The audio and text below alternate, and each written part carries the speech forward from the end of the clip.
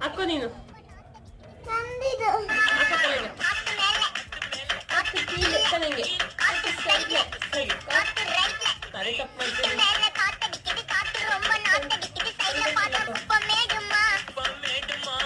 start ಮಾಡಿದಾಗ start ಮಾಡ್ಕೊ